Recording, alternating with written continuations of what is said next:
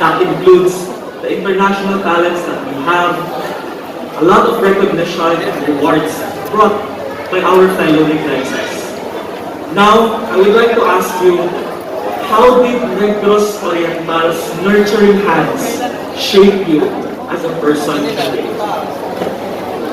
Well, in my 28 years of existence, the province of Negros Oriental, I might say that Negros Oriental actually is the best provinces, one of the best provinces in the entire Philippines. And I think what's the best of all the Lorens is that we actually united as one, despite of our norms, despite of our diversity, despite of our differences. Because after all, we never actually try to look on our differences as ignorance, but we are trying to do our best to be united as one for the benefits of the province of Negros Oriental. And that's the most important thing that we should be proud of at Negros, because after all the challenges and obstacles that we've encountered, we as a Negrosanon is the best individuals in the entire Philippines. Thank you. My question is, given the reach and power,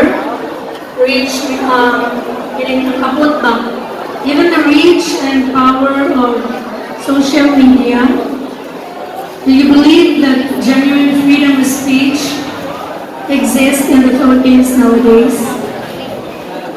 Why or why not? Thank you for that wonderful and interesting question. In my own opinion, Philippines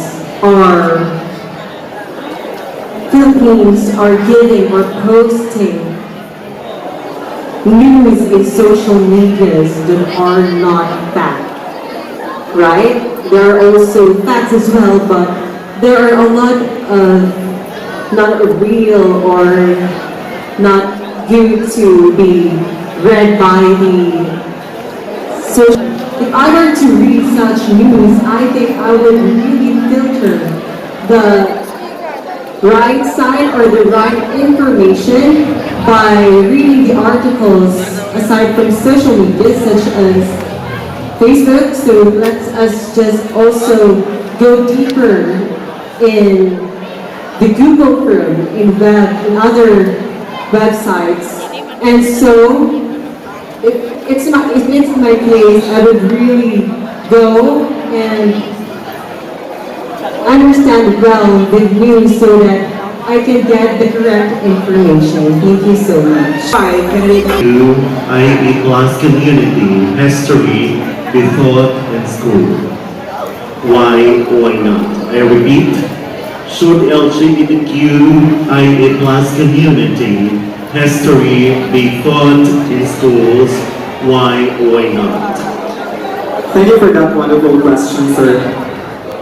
As what I've said a while ago, that we, the LGBTQ plus community, are discriminated, and I believe that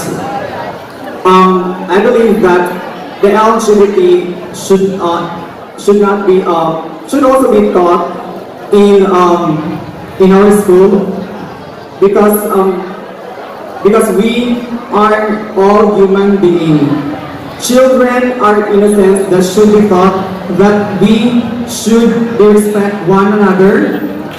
We should show love.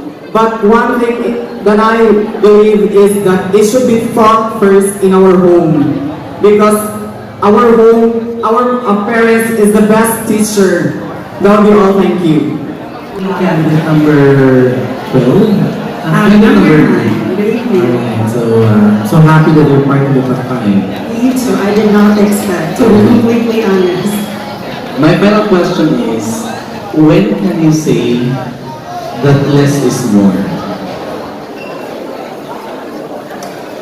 I am a firm believer that when you say less, it's the same by being simple. And I think that one of the most important qualities, me as a human being, is simplicity. I grew up very poor. We're 13 in the family. I'm 6 from the eldest. But then I've learned how important it is to live less, to make sure that you have the best knowledge about how you deal with your finances, that you only buy those that you need, not necessary ones, because, ladies and gentlemen, I'd like to remind you, inflation is increasing at least 3% per day, every day at this point, because of the ongoing war between the two countries in Europe. So again, spend less so that you will be smarter. Thank you and good evening. In the modern time of technology, what are the values that should still remain in practice by a Negro son? Thank you very much, sir, for that very interesting question. Ladies and gentlemen, I am an ambitious person. I would like to dream big, not for myself this time, but I would like to dream big to all the people, not only the LGBTQIA plus community, but as well as for all Negroenses. And I think, sir, that the values that we should always keep and we should always bear in mind is that we must always be responsible. We must always be responsible.